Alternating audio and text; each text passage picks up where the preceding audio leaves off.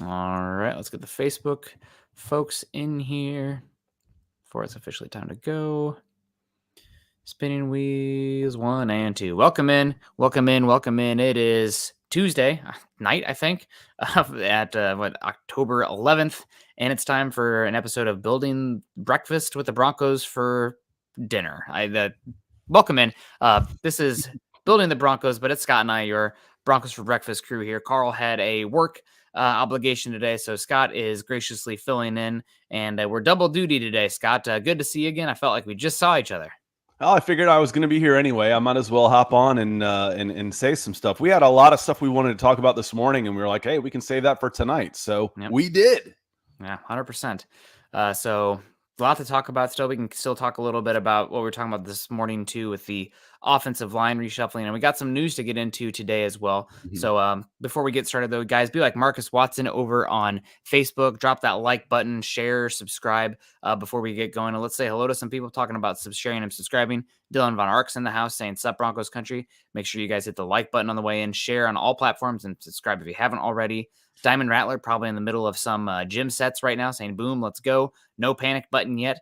Got to give the team another 4 to 5 games.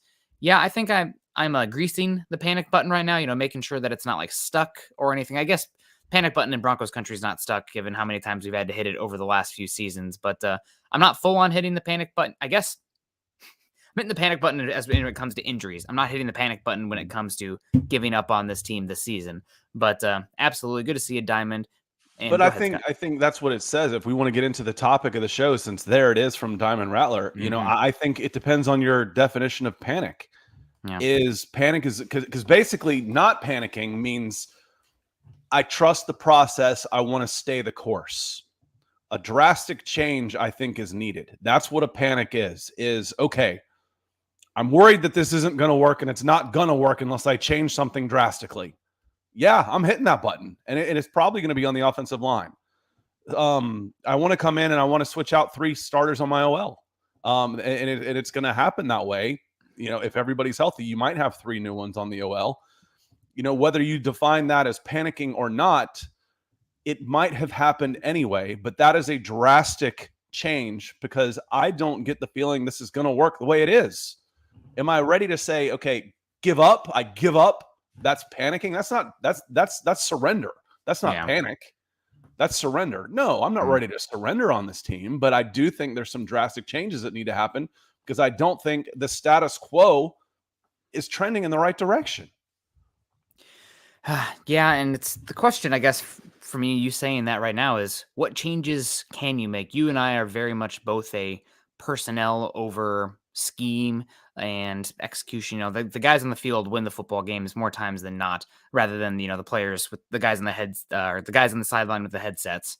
What can be done with this team right now that can keep you from hitting a panic? I mean, you can say you move things around, but what are moves that are just what are moves that you wouldn't categorize as doing something just to do something? Yeah, I mean, it's not. Again, I wouldn't even call this necessarily panic, but am I worried enough to say, okay, I want to move Cam Fleming over to left tackle?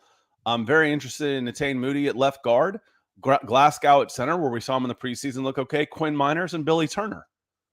That's pretty damn drastic. Yeah. But does it, because it's been so bad, that does like, well, Scott, that doesn't sound drastic. That sounds pretty logical. Yeah, but to swap out that many starters on the offensive line in week 6 is drastic. It is. You might say, well, some of those guys were supposed to be starters anyway, but again, that becomes a drastic change for me when you start talking about all those people. Yeah, and drastic out here. Running low on my coffee here, Patrick. No, I'm just kidding. I still got a whole other bag of Kona. Patrick coming in over from Hawaii saying, "Can we have Manning as a quarterback consultant?" Continues on here saying, "Sniffing the playoffs here would be a ton better. Making is a dream this season." Also says, "Anyway, good evening, Nick and Scott. Good to see you, Patrick. I'm just razzing you. Really still appreciating the Lion Coffee out there, and great to see you." I think that making the playoffs is still not a dream. There are a lot of mediocre teams in the AFC right now.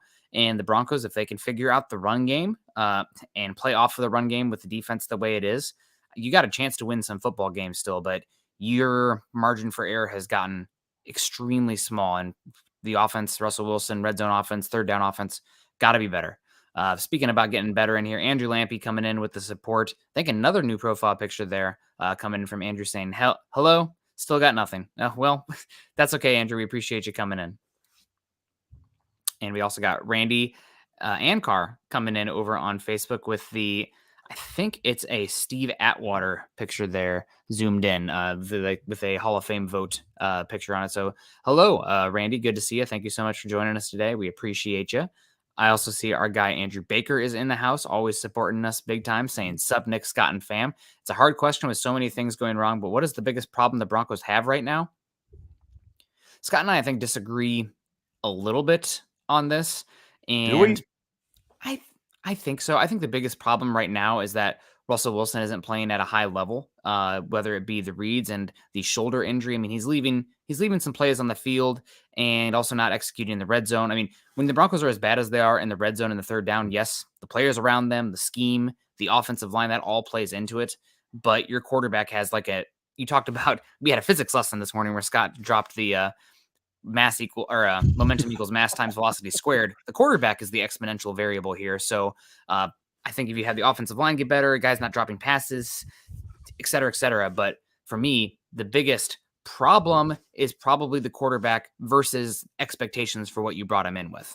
I think that's an effect, not necessarily a cause. So therefore, yeah, I think we would disagree slightly on that, because I think part of the reason he's not playing well is because the offensive line has been so poor in front of him. You end up not trusting your reads, not trusting the time in the pocket. You're panicky. Speaking of panic, you get a quarterback who's shell shocked back there. I think better offensive line play, you get better play from your quarterback. I think Russell Wilson playing poorly is an effect, not a cause. So therefore, I want to go up the chain a little bit more and say that the root problem right here is the offensive line play has been atrocious. Yeah, and it has been really bad. And thank you so much for coming in, Andrew. Did you happen to see so there's a Ben Baldwin is his name on Twitter. He does a lot of football analytics, and he does like a trench piece every week, kind of showing where they at. Did you see where the Broncos were ranked? On all four of them, on run blocking, run defense, on run block, pass rush, and run defense. I think this team is undefeated. Okay, yeah. I would think this team is unbeaten based on those metrics. So therefore, I know something's wrong with the metrics. Yeah. I would buy the pass rush one so far this season. It seems like the Broncos have been getting pressure almost at will, which is incredible compared to last season. And the run defense outside of the Raiders game has been, I think, pretty good. But the pass protection and specifically the run blocking metric that they spat out there I had to rub my eyes a few times. Is this, according to ESPN's run block win rate, a top 3 run blocking unit? Well, I don't see that.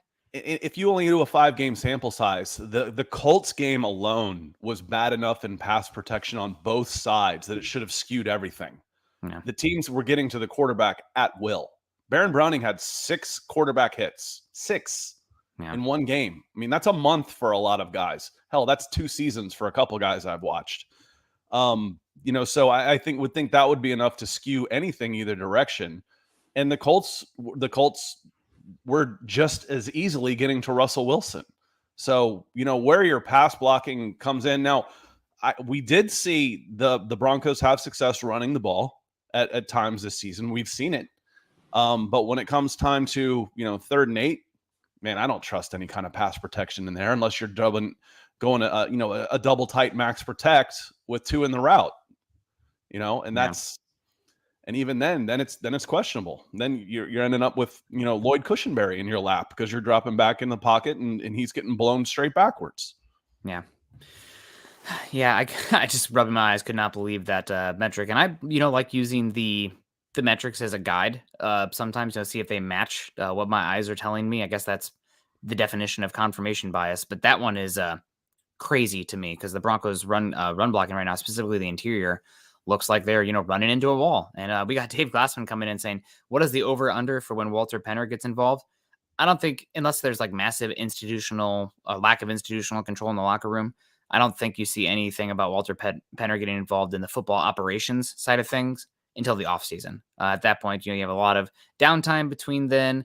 You have time to more assess things. You can put the people you put in positions of power to get their assessment on it. But this offseason, if things continue the way they are, there'll be some shakeups, no doubt. I agree. I wouldn't expect anything. We were talking about this morning. I can't be that. I can't believe we're having this discussion about replacing Nathaniel Hackett after 5 games. No way does he move on after. Someone said, no way do they move on after his first hire as a head coach after one season. No. If you extrapolate this over the course of a year, if you take this 2-3 and turn it into 7-10 or 6-11, Hackett's gone. The buyout will not be a problem for that contract. Hackett would be gone. So, is it time to panic? Again, it's how you describe the word and what you think of as panicking. I'd be pretty worried. I'd be if I think that 6-11 is a reality. Am I panicking? I'm pretty nervous about it. I'll tell you that. Is 7-10 a reality? Yes, it is. Does that scare the crap out of you? Yeah, it should. It should. Yeah. Because it is a reality. Because someone else is, I think it was Money Moore comes in here, and thanks for the stars, Dave. Appreciate you always coming in. Money Moore comes in. He says injuries are my big issue, and that's the problem. How are you supposed to gel and get better and improve when all these things? Now we've got some guys are coming back. That's good, but for every one that you're counting on as a starter to come back, you're losing 2 guys for the season. It's scary. It makes you wonder, how is this team going to reach the type of season that you're expecting coming in when you can't get guys on the field? It's tough. Yep. Yeah, and it's really tough too because the lost season stuff, we talk about that. At least at the end of the year, we've had the ability to look towards April and the draft, but not this year. But still, long way to go. A lot of football left to get it figured out. This team is far from dead. What is the Mark Twain quote? The reports of my death were greatly exaggerated. Let's hopefully be having that here in a few weeks. We got Jacob Foster coming in here with the support over on Facebook. Thank you so much, Jacob. We appreciate you. One of our key silent ones. Jeff Noyes in the house. Hello, Nick, Scott, Dylan, all at Broncos country. Good to see you, Jeff. We also got orange colored glasses saying, how's it, Broncos country? Good to see you, orange colored glasses. And Michaela says, good evening, guys. Good to see you, Michaela. And she also drops a super chat here, $5 over on YouTube, saying, do you guys think Cushenberry will remain the starter the full season? I wonder what it'll take to make the change at the center position. What do you think, Scott? I think he will be the starter. I mean, this is just my cynicism kicking in. But yes, I think he will be the starter for the full season. What will it take to make a change at center? An injury. It would take an injury right now. Quinn Miners was drafted as a center, and they scrapped that experiment quickly. So I don't think that's going to happen. It would have to be Graham Glasgow, who I think holds up better at the point of attack. I know he holds up better at the point of attack than Cushenberry. You might miss some of the mobility, but he hopefully wouldn't be driven 3-4 yards into the backfield because, what good is being able to get to the second level if I can't block the guy in front of me when it matters? Yeah, no doubt. I think that if you do see a switch at the center position, so first I believe you're going to see Billy Turner and Quinn Miners be Quinn Miners re-injected in the starting offensive line. Billy Turner for the first time for the Broncos this season at right tackle. And we'll see about left tackle. I've heard some rumblings about Cam Fleming. I do think that that's not, written in stone yet with left tackle, especially with the week of practice coming up. Maybe Calvin Anderson shows better there than Fleming. We'll find out. But if come the bye week and the offensive line is still struggling, you're going to have some questions there. Maybe that's when you see a chance of Graham Glasgow getting pushed over to center. Maybe Russell Wilson gives the okay then for the 6'6" Graham Glasgow to play center versus the 6'3" Lloyd Cushenberry. And also you could see some movement with Dalton Reisner, maybe benched as well. Maybe they move Cam Fleming to left guard in that situation. Maybe it's Tom Compton. I mean, you have some options here with these pieces, luckily, that I don't think the offensive line is going to get that much better this season, losing Garrett Bowles, who is not playing great, but still competent. So we'll find out. But the offensive line really does need to turn around here. And Paul's saying, I'll panic if Miners and Turner don't improve us when playing. Hopefully they'll improve, and specifically on the interior offensive line. But, Turner, Miners, and Compton as well. Those are some guys who can contribute in the run game, hopefully. But I think, everybody's been excited for Turner to get back. Scott, I think that Turner probably could have played 2 weeks ago, even if they really had to. But I think I've been pleasantly surprised with Fleming. Now, is he a difference maker at right tackle? No, but since Miners went down, he's probably been your best run blocker on the entire unit, and he has not been dreadful in the pass game. So Okay, so explain the guard position to me then. I think that they're going to put Turner in there and move Fleming to left tackle. And if he struggles at left tackle, maybe you move Turner to left guard. I know that there were some rumblings about Fleming going to right guard when Bowles was healthy and Turner was coming back, and Glasgow was really struggling. Yeah. I've been impressed with Fleming. It sounds like they've been pretty impressed with Fleming as well. Yeah, he played as recently as 2019. He played 1,000 snaps at right guard, and he played left guard in Denver. Okay, so Billy Turner has played both guard positions. Explain to me if he's healthy and you brought him into play. Okay, Fleming's been okay at right tackle. All right, Graham Glasgow has not been okay at right guard, and Dalton Reisner has not been okay at left guard. So if this guy's healthy and he's not better than what you've got, that was a miss of gigantic proportions signing him to begin with. One, he's injured. Two, he's not any good. Man, that's a double freaking whammy. So I want to say hi to Chad Montana coming in, said been listening for years. First time I found the live feed. Well, we're glad you're here. Love the show. Gives a little hang loose, and he's ready for a change. He's ready for a change. Now, I'm not, again, on the panic button. I think there is reason to believe that Nathaniel Hackett can get much better. I think this team can get much better. But we're banking on things that are unknowns. You know, how good is Quinn Miners going to be when he gets back? He's been out 6 weeks. You know, is he going to be the Quinn Miners from week 1? Or is he going to be a lesser version of himself because he's been hurt? I mean, it's hard to get in there and do squats, you know, and maintain the power in your core when you've got a bum wheel. So we'll see. You know, Billy Turner, how much is he going to help? Is Tom Compton ever going to come in and play? That would help a lot. Isn't Natane Muti? What's he doing to get better? You know, he started some games last year. He's been a practice squad guy this year. What can he do to get better? You know, we're counting on a lot of unknowns, which again is not great. Yes, it is. Very injured team this year, unfortunately. But the Broncos have the most salary cap in the NFL on the injured reserve list. I guess they did maybe before today because they had some activations go on. But we have Weiss Daddy coming in here saying Russ needs to stay in the pocket and be okay to take a hit. Looks scared to take a hit. He panics. He's not acting like the same Russ. Hopefully it's from the injury. I think part of it's the injury. Part of it is not trusting what he's seeing and not trusting his receivers totally. I mean, the Broncos are dropping a lot of footballs so far this season.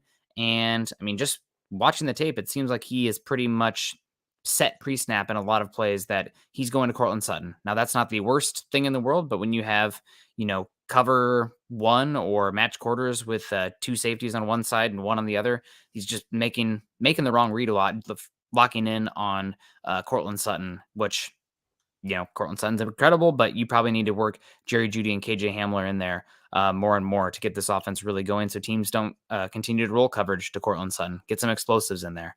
Seth Harmon, 199, saying, who's the most improved player from last season? Scott, this is your year 2 on here, so I think you have a unique perspective on this comment. Yeah, appreciate the super chat, Seth, coming in. And immediately the person that came to mind was arguably your best player. It's Patrick Surtain. For me, that was a guy who came in, you know, who has improved from 1 year to the next. My next candidate might be Cortland Sutton, who looks fully recovered from a really bad knee injury. We talked about that last year. For a quick twitch player, it can take 18 months to be fully recovered from an ACL. And he's back. He looks fantastic. But, you know, the leap from freshman to sophomore season for Pat Surtain is from very good as a rookie to potential first team All-Pro. And for me, that would be number 1 for me. Yeah. Sutton's a great call just because of the injury there. I'm going to call out a few standouts in the from the 2021 class here that have looked improved from last season. Now, one of this is kind of cheating because he's playing an entirely new position, but Baron Browning looks freaking legit. at edge. I mean, Good shout. Good shout. the Randy Gregory, you're missing him for a few weeks, and like, oh man, the Broncos pass rush has been probably the best part of the whole team as a unit so far this season. Losing Gregory, who is forcing fumbles and getting pressures like crazy at a really good rate. What's it going to look like with Browning getting out there? Now, granted, the Colts tackles are absolutely dreadful. We'll see if that continues against the Chargers this week, but Browning is a good one. And also, Caden Stearns, I think, has really stepped up this season. He had flashes last year, but coming in for Justin Simmons, and I know there's some Broncos fans, joke, oh man, didn't miss a beat with Justin Simmons being out. Caden Stearns, trade Simmons, save some money there or something, or get draft capital for him. Don't do that. But I think that I believe at least there should be a conversation in Death Valley about Caden Stearns, Justin Simmons being the starters, with Kareem Jackson being your first safety off the bench, just to get some more athleticism out there. Now, I know you do lose a little bit of down the alley physicality in the run game and big hits from that, but Stearns can lay the wood as well. And I think you have a little bit more ball skills and athleticism adding Stearns back there. And also the future's now, man. And you've got more security, I think. I may get the kamikaze hit every so often, but I'm also going to get overrunning a play a little more often. We mentioned that last week, 2 weeks ago with Josh Jacobs. You were asking me, it's like, hey, I didn't get to see it. I haven't watched the game yet. What do you think? I'm like, this was the game you really missed Justin Simmons. Yeah. The 7-yard gains were turning into 25-yard gains because your safety play wasn't what you needed it to be. You're missing a Pro Bowl safety back there. We're not missing Cody. Cody W coming in green with the super chat on YouTube. Thank you, Cody. The OL you got Cush being the shortest at 6'3", being 5'10" with 6'3" plus guys a yard in front of you because they get Cush pushed back, need OL bad. Exactly. When I made that point the other day, Cody, it's like, okay, well, Graham Glasgow's tall. So what? I'd rather have him be tall and I can get a 5-step drop and have him still be at the line of scrimmage rather than have a shorter guy in my lap after I set my plant foot to throw the ball in my 5-step drop. Let's be serious here. Let's get our priorities straight. What good is having a guy I can see over if I can't see over him because he's in my lap? So it's the center. The center's been a problem. It's been a big problem. And what's frustrating, Nick, is it's been a problem since he started playing. This isn't a new occurrence. Lloyd Cushenberry is like, oh, we're not sitting around asking what happened with Lloyd Cushenberry. My God, this is who he's always been. Okay, that's the definition of insanity, y'all. This is who he is. Yeah. I think he's regressed since last year too in this early sample size. Now, part of that is asking him to reach block more in the outside zone, which he just can't do. But we'll see. The interior offensive line has a lot of work to do. We got Miguel Santa-Steven coming in saying, evening, gents. Good to see you. Hope you're doing well. Silent One coming in saying it was understandable why we expected so much from Russ due to his first 10 years. What I don't understand is why anyone has unrealistic expectations for this ownership group. There's nothing to base the expectations on. They run a big team and they're wealthy, but these have not been football people. So just kind of wait and see, and hopefully they throw money at it. You don't want them to be too involved, but I think they are going to finance this team quite well. Yeah, I've seen the comment in here a little bit, Silent One. It's like, what expectations do you have for ownership? I really don't understand that. I'm like, okay, that you'll have the cash to buy out contracts, to extend when you need to maybe give a big signing bonus. And that's about it. As far as them coming in and saving you need football people for that. You need George Payton to come in and work some magic and fill some holes. Mm-hmm. But then you start asking, it's like, wait a minute, some of the problems, are at his feet. Not all of them, of course. He's done overall still a really good job, but the offensive line is at his feet. He went into this year and didn't do enough to address the offensive line when you had money to do it. And that's 2 years in a row, really, Nick, that especially at right tackle, last year, we've got all this salary cap room. So what? If you're not spending it, then so what? When you're going after some retread right tackles, you should be able to do better than that. Yeah. It's not been great. We got Dolph World coming in here saying, when is Josie Jewell to be back? Actually got some news on the injury front here today. So the Broncos actually had activated 3 players, designated 3 players for return from injury reserve. So reinforcements are coming. Third round rookie pick, I believe 80th overall selection, Greg Dulcich is designated to return and was practicing today. Justin Simmons, everybody knows him, starting safety, all pro safety. Justin Simmons designated to return, and also potentially starting cornerback this week against the Chargers. Michael Ojemudia suffered a hamstring injury and is back now. Also, some other Broncos players That's the who same were injury as last year. He re-aggravated the same one. Or I maybe it didn't was think that was a hamstring again. okay. Maybe it's not a hamstring. You'll have to check He me on had that that one. voodoo hamstring last year that kept him out pretty much the entire season. Maybe it was a quad. No. I don't remember. I'll have to look it up. Other guys, though, practicing today, and I actually had the injury on this one. Baron Browning was practicing today. Jonathan Cooper's had a hamstring injury. He's back practicing. Aaron Patrick, special team standout, missed last week, practicing again after a concussion. And PJ Locke also practicing today. Unfortunately, with all that positive news, guys who were on the side working out, which typically is an indicator that they are 50-50 to play this week. You have Eric Saubert, tight end. You have Mike Purcell, the nose tackle, who was pretty good. And I mean, you saw, Austin Eckler ran for like 160 yards this week. You might want Purcell out there. Mike Boone practicing on the side of the field today. Josie Jewell week to week. And Damari Mathis also. So not only did you lose Ronald Darby last week, but Damari Mathis is apparently injured and working through some things as well. So and hopefully some of that, Nick, is just, okay, we've got a few extra days, take a couple days off. That if it was game time, we wouldn't be hearing about these so much. But Benji Clay comes in talking about injuries and stuff. He says, too bad we can't tank because the Seahawks have all our draft capital. Can we focus on starting a petition to switch to natural grass fields? Too many injuries. I didn't even notice. So the Broncos playing on plastic? I thought it was, normally I would think, while I was there, I didn't notice that it was plastic. I thought it was natural grass. Is that one on? Is it plastic there? I honestly do not know. No clue. Everybody should be playing on natural grass, though. I mean, God, there's enough money in it. International footballers, FIFA won't allow you to play on plastic, so you're not even allowed to play on that stuff. And when some of the older stars come to the MLS and they come to the United States, they won't play on it, so they'll sit themselves out, and it doesn't have near the impact that football does, for God's sakes. So it's a real thing. It's gotten better. We'll if any of y'all are old enough to remember the old AstroTurf, which was just carpet on concrete, that stuff was brutal.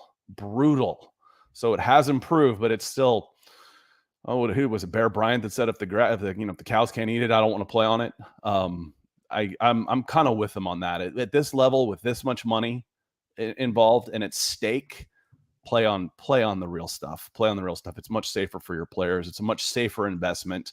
I get it at the youth level where, the rainouts and everything become a problem, where you want to keep the kids on the field as much as possible. And the fields are used so much that you cannot keep the fields, green because they get worn out. No excuse at this level with this much money. I'm with you on this, Benji. Yeah, totally. And it was an elbow injury for Ojemudia. That's right. So he got that hyperextension, same that Jonas did. That's right. When he was reaching and he got bent back. That's right. Yep. I think week 1 or against the Bills, something like that. But he's back and full on practicing. So hopefully he will be a little bit better there this week. So hopefully see him contribute and making sure we don't have any other supers that we missed while we were talking here. Man, you guys are killing it right now. Oh, missed that one. Let's block this person real quick. There we go. Gary Leeds Palmer, the notorious GLP. Good to see you, saying, hey guys, I just watched Broncos for breakfast and glad I did. Love your guys' takes. Well, we love you, Gary. It's always good to gas us up. First, good to double time it this weekend. It's today, whatever, Tuesday. What year is it? First to admit, I bought into the Super Bowl hype. So taking a longer view, go Broncos. It's okay. And this team seems like right now there are, would you say 3 really, really powerful teams in the NFL right now? In the Chiefs, the Bills, and the Eagles? Question mark. I mean, the Eagles trenches are just incredible. Eagles They're maybe whipping teams in the trenches. Yeah, I might go that way because you start looking at some of the other teams. That are in there, and they all have big question marks. San Francisco 49ers look good at times. Well, we saw the San Francisco 49ers in Denver. They're vulnerable, for God's sakes. Tampa Bay Buccaneers, watch out for the Rams when they decide to get serious, and start playing again. That could be a team to, but they've got to survive this poor stretch that they're in right now. But I wouldn't count them out just yet. Hell, the Cowboys are playing okay. Yeah. Yeah, Cooper Rush is their defense is doing really well. They're the Broncos, which we wish they were, with somewhat of a competent offense with a great defense going on there. But yeah, it's been a little bit rough so far. And we got Cristiano coming in here saying, "Evening, guys." Oh, the Giants also 4-1. Crazy. Evening, guys. Appreciate your time. Panic level on the verge. Still holding out belief in Hackett and Russ clicking. They must shake up the offensive line, though. They just got to get more efficient running the football. I have some data here. I shared it with Scott earlier. So this morning, we talked to Tad about, just how terrible the Broncos have been on third downs and in the red zone so far this season. And we were talking about it like, well, it feels like the Broncos are constantly in 3rd and 7 or longer. And the Broncos, 3rd and 7 or longer this season, have the worst conversion percentage in football. So not only is it constant, but it is the worst in football. This is from Nate Tice over at The Athletic, son of former longtime offensive line coach and NFL coach Mike Tice, if that name rings a bell to any of you at home. Nate Tice says the Broncos are 32nd in the NFL on conversion percentage of 3rd and 7 plus at 9.8%. And the NFL average is 24.5%. So not only is it a lot, but they are horrible at it. I mean, Chiefs are at 52% with the Broncos at 9.8. Unbelievable discrepancy there. And talk about the percentage being bad.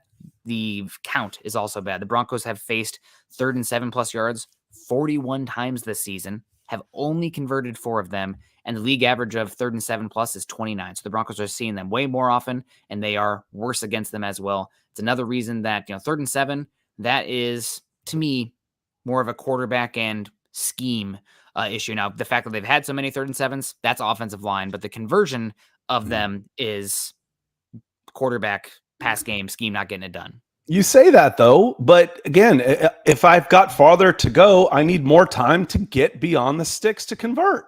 Yeah. I mean, yeah, it's all connected. It's football, right? It's not fair, because basically every problem you point to, I'm going to point to why it's the offensive line, that having a poor offensive line is a problem. Is a cause for that. Absolutely. It's like, okay, well, you should convert better on 3rd and 7. That's on the receivers and the quarterbacks, unless they don't have any time. Unless you can't even get to 8 yards down the field by the time your quarterback's under duress. And why are you in 3rd and 8 to begin with? Because you couldn't get any yards on 1st and 2nd down. Why? Because your offensive line sucks. Like, I know this is, again, I said before, it's a dead horse issue, but there has to be some shakeup on this OL. There just has to be. We can't say, if it was Wattenberg in its center right now, I'd say, okay, this is a rookie. I expect things to improve. I expect him to get better week to week to week. He's a young guy. But at this point, Cushenberry, Reisner, Glasgow on your interior, what makes anybody think those 3 are going to get any better? Copium. And just, talk about time to throw so far this season. Part of this is Russell Wilson's play, but so far this season in time to throw, seconds-wise, Russell Wilson has the 10th longest time to throw in the NFL. Kirk Cousins, Geno Smith, Justin Herbert, Jacoby Brissett, Marcus Mariota, Lamar Jackson, Daniel Jones, Justin Fields, and Zach Wilson above them. Part of that is the quarterback himself, buying time, trying to step up, hanging in there. It's never just a pure, oh, look how much time he has. Well, quarterback holding on to the ball, maybe. I think Russ is also on pace to be sacked the most times this season in his career for one single season. So, again, it's all interconnected. That's what makes football so great. But with the quarterback, you get too much of the credit and too much of the blame. EJ coming in, talk about here. Let's give him some credit here. $25 coming in, flashing orange for us. Thank you so much, EJ. Saying I'm late. That's okay. And watching from the beginning, but Fleming needs to go to guard if he moves not across to left tackle. Calvin Anderson has shown good or better left tackle than Fleming has at right tackle. My 2 cents. There was I think a 1-game sample size 2 years ago where Calvin Anderson looked pretty good at left tackle versus the Carolina Panthers, who have, Brian Burns is a damn good edge rusher, one of the better ones in football. But this is just me talking with some folks and little birdies and whatnot, but it does not seem like those in Dove Valley are nearly as high on the prospects of Calvin Anderson as the general fan consensus seems to be. So I don't know. We'll see how it plays out, but he's had multiple chances to step up and run with an opportunity, and every time that happens, it seems like the coaches recoil at that and give it to somebody else. And we saw that happen at right tackle. And typically you don't say, oh, he's not cutting it at right tackle, let's try him at left tackle. It doesn't work that way. No. It works in reverse. It's like, okay, he doesn't quite have the feet, not quite the athleticism I need, the length I need at left tackle. Let's try him at right tackle. Doesn't it work at right tackle? You move him to guard. Doesn't move guard, you're off the field. So the idea that, okay, he's better at left than he is at right doesn't quite jive with my footballing scouting brain. And the actions that we have seen this coaching staff take with Calvin Anderson is they don't want him on the field unless they absolutely have to. Yeah. So we'll see. Yeah, no, absolutely. And Jay coming in says, sounds like the Broncos are missing Mike Munchak on the offensive line. I don't think Mike Munchak was interested in coming in and working in a outside zone, wide zone centric offense. But the one that really, chafes my chaps, I guess, if you will, is you have Chris Cooper, the offensive line coach over in Minnesota, doing great things with the outside zone, which he ran really well here in Denver for a number of years, was the assistant offensive line coach in Denver, tutelage under Mike Munchak for 2 seasons. And that Minnesota Vikings offensive line has really turned the corner out there. And how would you have hired him though? He was already, he was here. I think he even interviewed for the position. For offensive line coach? Yeah. He was the assistant offensive line coach this past season, because to me it sounded like it would have been a lateral move, which you don't make typically in the NFL. If he's already offensive line coach with the Minnesota Vikings, he wasn't. He was in Denver as the assistant offensive line coach underneath Munchak. When he went to Minnesota, that's what I'm asking. Did he go as an offensive line coach, and you already had an offensive line coach in Mike Munchak? So by the time the spot opened up in Denver, he was already an OL coach. That's what I'm asking. The timeline on this. The timeline was Munchak and Cooper are both out of jobs with the new staff. Broncos bring in Butch Berry. Chris Cooper is a free agent and goes to the Minnesota Vikings. So it was the same exact cycle. Cooper goes to the Vikings, and we get Butch Berry in Denver, who's good friends with Nathaniel Hackett. So that one's a little bit of a bummer. And he's back to this morning. How come we don't hear more about Butch Berry? Because nobody knows who the hell the offensive line coaches are. We do now, unfortunately. If we're talking about him, it's a bad thing. Yeah. I think it was I can't remember who it was. I think it was Bill Parcells used to say, who is the most important coach that you have on your team? He says, well, if you have an offensive head coach, then your defensive coordinator is number one besides the head coach. If you have a defensive head coach, then your offensive coordinator is number one. But after that, regardless, it's the offensive line coach. You have to have a good offensive line coach. I mean, there's a reason the Browns are paying ungodly money to Bill Callahan out there. And if your offensive line is to be able to get a unit, not pay a lot, and have them play better as a sum of their parts than the individuals, I mean, that's when you have good teams and good offenses. And it's not been the case so far this year for the Broncos. As a scout, I always said skill players were born, linemen were built. Now you have to have that's why it's harder. What positions are the harder? Yeah, the growth on them, but which positions are the hardest to scout? From high school to college, and beyond, it was quarterbacks and OL, because their growth is so much different. It's like I can't necessarily project that guy at Northern Iowa who came in at 6'3", 240 pounds and was a first-round draft pick 5 years later, because he went to 6'7", 300 pounds, and he's still running like he's 240. That's why those guys end up, when you're watching Monday Night Football and these guys are introducing themselves, you go skill players: LSU, Alabama, Ohio State, Michigan. Then you go to the offensive line: Northern Iowa, Central Michigan, Akron, TCU. It becomes off the grid a little bit. So having that coach, like you're saying, having that coach and the strength and conditioning is paramount for the offensive lines. Yes, it is. Yes, it is. We got Earl Thompson coming in saying we're going to get things turned around. I love the positivity here. Earl says we got all the pieces, but now it's going to put it all together. I think things turned around next Monday when we beat the Chargers. Well, Earl, we appreciate the positivity and the good juju coming in here. Broncos got a chance. The Chargers are a team that, there's only one team that can screw things up more than the Chargers on a week-to-week basis, and that is the Cleveland Browns. You think Nathaniel Hackett's on the hot seat? Everybody's kind of laughing and pointing at him. But there's a little bit of a different type of vibe in Los Angeles right now with the Chargers. It's that Brandon Staley is spoiling the Chargers. All the media's preseason darling. Mine too. They're injured again. But Brandon Staley making questions, raising questions with his competency of the head coach. Everybody's ready to dunk on Brandon Staley so that way this team can fully unleash their new son, Justin Herbert, upon the world. So a lot of pressure there in Los Angeles. Denver's had an extra 3 days. And also, we all know when the Chargers have a home game, it's not really a home game. It looks like an exhibition out there with about a 50-50 spread of the fans. When you said screwing it up, I wasn't expecting you to say the Browns. I was expecting you to say the Raiders. The Raiders have become the team that step on their McDaniels a little more often these days than even the Browns. Yeah. Yep. Browns too.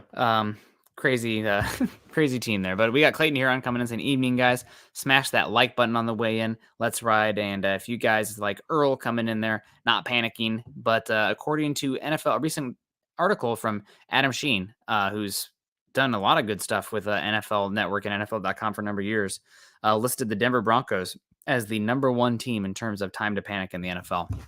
And he says, from let Russ cook to is Russ cooked, this is a wild development, but the sentiment is valid. One of the most hyped offseason acquisitions in recent memory appears disastrous in the early goings as Russell Wilson looks nothing like the superstar who made 9 Pro Bowls in 10 seasons with the Seahawks, currently owning career low figures in completion percentage, passer rating, while the quarterback's NFL's second worst scoring offense. Wilson already has heard the boo birds from the fans in the Mile High City. Russ is undergoing a procedure on his throwing shoulder that should add perspective to his struggles early on. But if Russ was compromised, it makes Nathaniel Hackett's ill-fated decision to throw the ball late, resulting in a soul-crushing end zone pick even worse. Speaking of the Broncos' first-year head coach, he looks completely overwhelmed by game management and play calling. Honestly, it feels like this becomes more apparent with each passing week. Broncos fans are going to erupt if they see another shotgun formation on 3rd and 4th and short. At the time, love the Hackett hire. Shout out to Bill and Don Arks, who's already mentioned that in the chat tonight. Yep. And they said, love the Hackett hire, but the young coach is treading towards one and done. Wilson's long-term, Broncos gave him a big extension. And the way the contract is set up, they're going to have a hard time moving on from him before 2026. Broncos are currently mired in the longest playoff drought since the 1970s. Their longest playoff drought.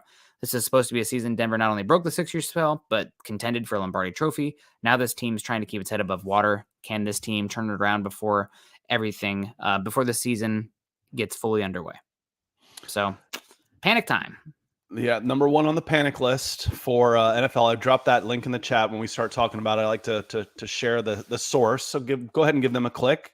Give them the 1/10 of 1 penny for reading. But again, it depends on your definition of panic. Does this team need a drastic change? I believe so. I do on the offensive line. Panic meaning let's start Brett Rippon? No, not that for me. Fire Nathaniel Hackett? No. That's is that the panic button? Is that the surrender button? That again, those are different for me. So you're really nervous the way the season is trending right now. And if you're super nervous, that's bordering on panic. That's kind of what panic is. I'm starting to get really worried about how things are going to the point of doing something irrational. Yeah, and it's just they're so close on offense, and if they could just squeak out a more competent offense, the defense could pin their ears back and do some stuff. And we got Barney Fumble coming in here, Fuble coming in here saying Monday Hope. Monday Hope indeed. Thank you so much for the 20. It's definitely Barney. That's a new name. I don't recognize the one. So appreciate you coming in and flashing orange for us on YouTube. So welcome. If you got anything else you want to hit us up with, please do. Yeah, we really appreciate it. And bad game from Russell Wilson on Thursday, but the Broncos now have 11 days to get it right against a Chargers team that without Joey Bosa, J.C. Jackson looked horrible against the Browns this last week, and a team that seems to be regressing to the mean fast. So I'm glad the Broncos defense is going up against the Chargers best unit. And this is a Chargers defense that has not been great. Now, the thing about Brandon Staley's defense is he's a Vic Fangio disciple, as you all probably know. You're going to see a lot of too high safety shells, which Russell Wilson has struggled with more, hunting for that deep ball. Broncos are going to have to figure something out in terms of the efficiency side of offense, whether that be the run game or the quick pass game. What is it going to be? I don't know, but they're going to have to figure something out in that regard. Well, and if the Chargers, for all the talk about Justin Herbert, will put up some yards, they ran for 240. Now, Cleveland's rush defense hasn't been great. The Falcons lit them up as well. Mhm. But they ran for 240 on this. How confident are you in the again, if you're going 3 and out 8 different times over the course of the game, nobody's run defense is going to hold up for 4 quarters. So you're going to have to get some help from your offense. But how confident are you on this defense and being able to shut down that Chargers running game? Broncos defense has been good enough there this year outside of the the Raiders game that I'm not super worried, but my worry goes from, let's say, a 3 to a 7 if Josie Jewell was out, which is probably likely, but the fact that he was, even on the side of the field working out gives me a little bit of hope there. So we'll see with that one. You have another week here. Jonas Griffith that much healthier. Alex Singleton has been okay there, and Justin Simmons coming back as well. You talked about that. He should be back in this game supposedly, which should help some of the big runs. So I'm somewhat worried, but that seems more of an aberration. You look at some of the metrics, the Browns have just an absolutely horrific run defense so far this season. I think the Broncos at least are going to be competent there, but Purcell and Jewell being injured should have you a little bit worried. Yeah, again, the injuries are that's one of the parts. It's like, okay, what are the bright sides on this? The injuries hurt, obviously, no pun intended. Okay, well, if we have a bad season, well, can't go there either. The drafts in Seattle, that's part of the problem with this team. It's like you've got to count on this team getting better with internal fixes right now, and part of that will be hopefully getting some of these guys healthy. Justin Simmons is a bigger loss than we think. It's just been kind of overshadowed by how poor the offense has been. So can it get better? Absolutely. Was that Barney that came in? Yeah, I'm going to say thanks again to Barney. Fubble again coming in orange. No, I saw someone else come in here, Nick. I think it was Maddie on Facebook says we need to re-sign Alexander Johnson to help at inside linebacker. We talked before, and now I'm more convinced than ever that if this was going to happen, it would have happened before. He's been available. Still available. So why has this guy gotten blackballed from the league? Is he asking for too much money? Because we know some of the off the field stuff isn't always a problem if you're willing to be good enough at the right price. So is he just, listen, I don't need the money. I'm okay sitting out and watching in my 30s now instead of being in the wrong situation for, signing for $1 million. No thanks. I don't want to put my body through that. I'd rather spend time with my family. Yeah, I have no idea. Anything that I would say on why Alexander Johnson hasn't been signed yet would be guesswork. I thought he was okay there, extremely limited in the pass game, but okay as a blitzer and solid run defender. But on the wrong side of 30, does have the checkered past, which caused him to, come into the league pretty late and still out there. So it's not just the Broncos who are, saying no thank you to him. It's 31 other teams. And if he's, a competent linebacker that's worthy of snaps, you'd expect somebody to at least pick him up or, Right. for him to bounce around practice squads and whatnot. And there's just been crickets with him. So I don't know. It's one of those things where something seems stinky there that I'm not sure what's going on. And I don't want to even guess at what it is. Yeah, I think it's mutual at this point, where you're not reaching. He doesn't have to play, hopefully he's taking care of his money and he doesn't need the money. And you've got to come up with the right price to get hit to entice him to play. Yep. 100%. So we'll see what happens. And a few more news days. So what are your expectations here for, we kind of glossed over this one. You have Billy Turner coming back. We've talked about that. You have Ojemudia, but the other ones we haven't really talked about. Ojemudia coming back and Greg Dulcich going back. So I guess the first one is this cornerback spot opposite of Patrick Surtain going forward. Probably going to be Ojemudia getting the first crack. Now, I thought Mathis looked better in limited action in preseason than Ojemudia, and I say that wearing my Iowa shirt, so I'm not super, I guess really take me for that. But expectations for Ojemudia, what are you looking for here opposite of Surtain? Do you expect the coverages to change because of this? Stuff like that, yeah. Yeah, I think you leave K'Wan Williams where he is. Don't weaken two spots. He's been playing pretty well in the slot, and I really like I like his work against the run when he's left kind of on the edge by himself over there. I think he does a good job. as a, whatever you probably know the technical term for it, but when he lines up in the slot, he ends up becoming an edge defender also, and he does a good job over there. So I think it's going to be very, very helpful that Justin Simmons is coming back at the same time. So if I can move that guy over, and we're going to move this chatter right on out of here. Sorry for that on YouTube, y'all. I want Justin Simmons to help out over there while Ojemudia is getting his feet wet and getting back comfortable, because again, he missed all of last year and then he was out early. So we haven't seen Ojemudia since September of 2021 for the most part, and certainly not a fully healthy one. So it's going to take him some time. Hopefully Justin Simmons is going to come back full speed, quad injury there too.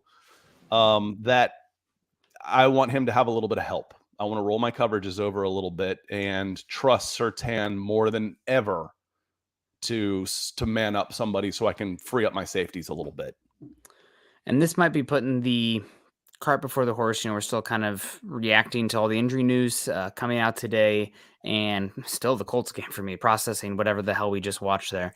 But you have two pretty good wide receivers for the Chargers coming up here, and it really is a pick your poison here with Mike Williams, and assuming Keenan Allen is going to play.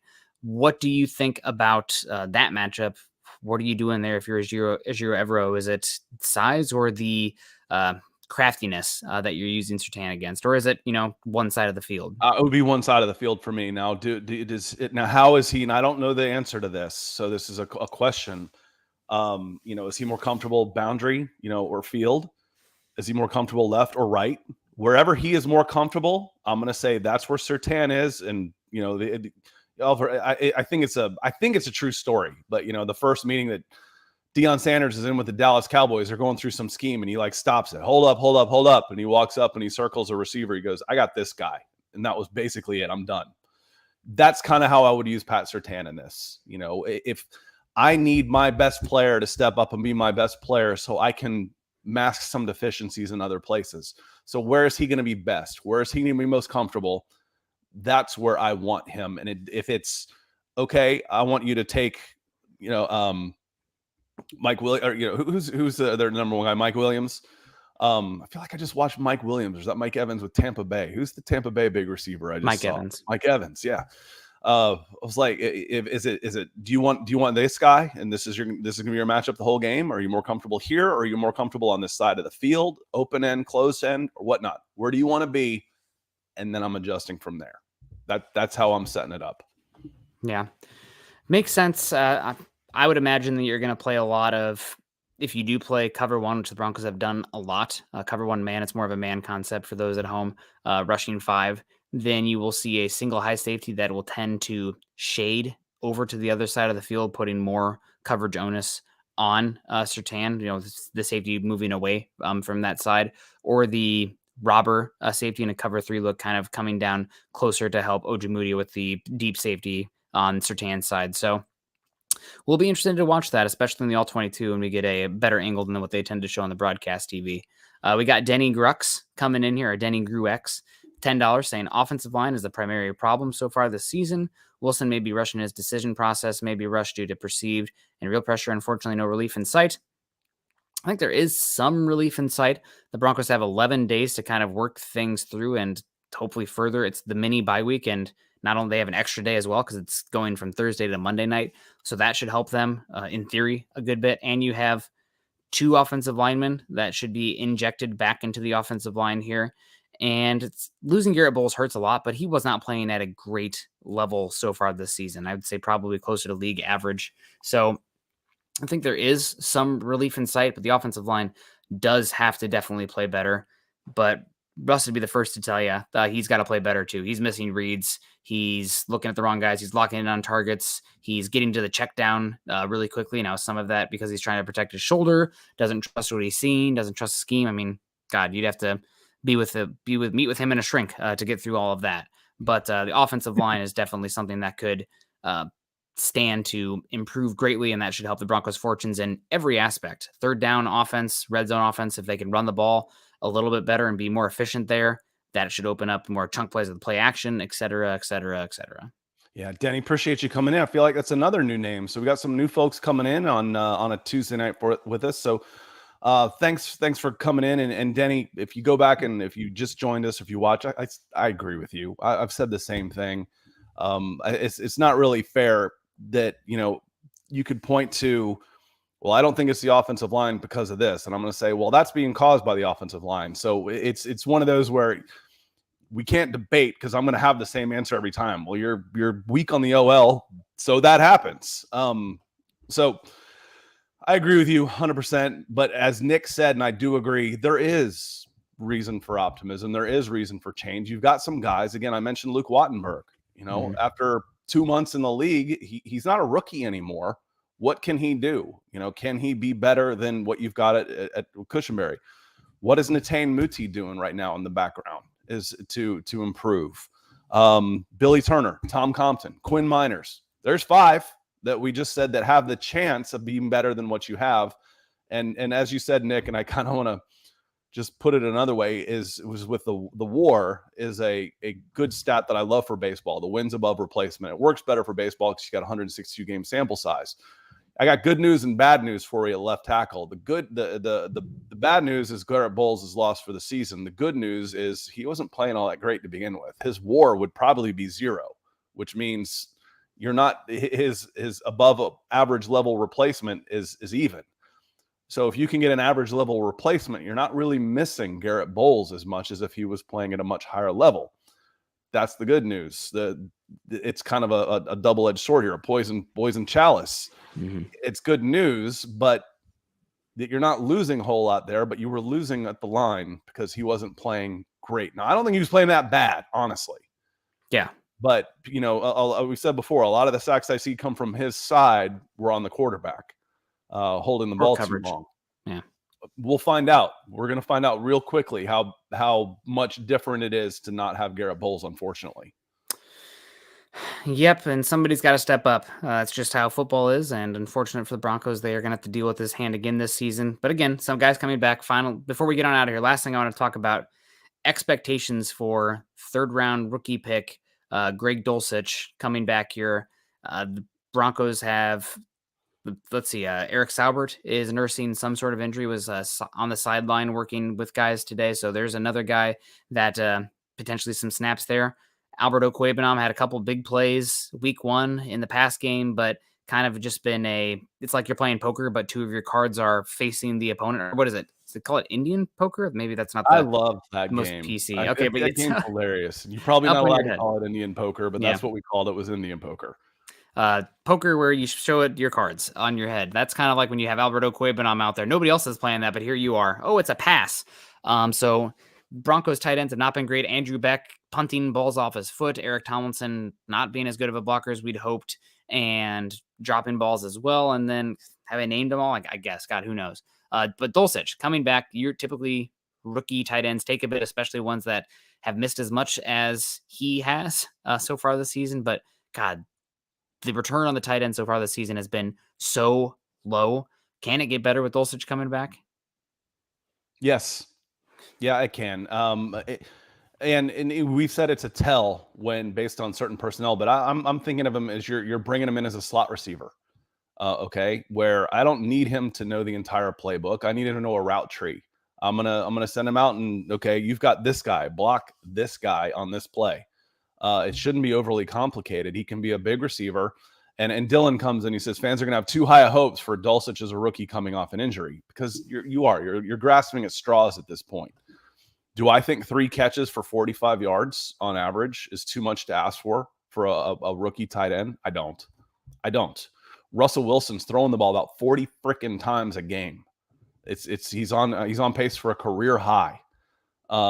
So being able to go 5 targets, 3 catches for 40 yards, it would be a big step in the right direction. It would be a big help to have that big, another big target.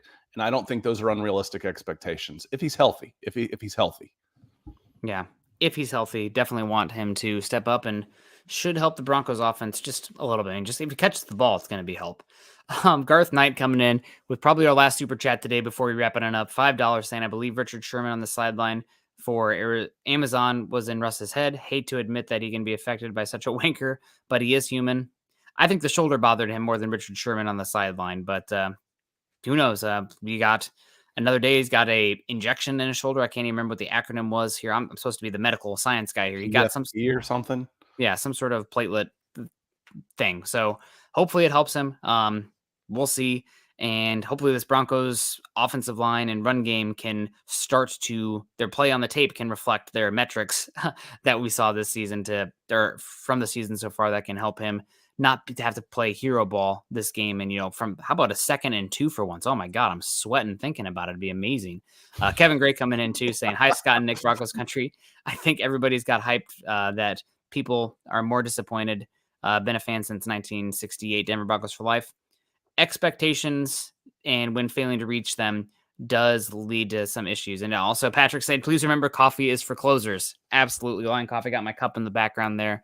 And God, Scott, I'm at the point now where I go to bed and I get excited, thinking about coffee in the morning. Is that am I deranged? What do you want to do in your life? I want to drink coffee and watch, live in London and watch soccer. Those are my goals when I grow up. That's what I want to do. But now I want to drink coffee and watch my kids play sports. Yeah.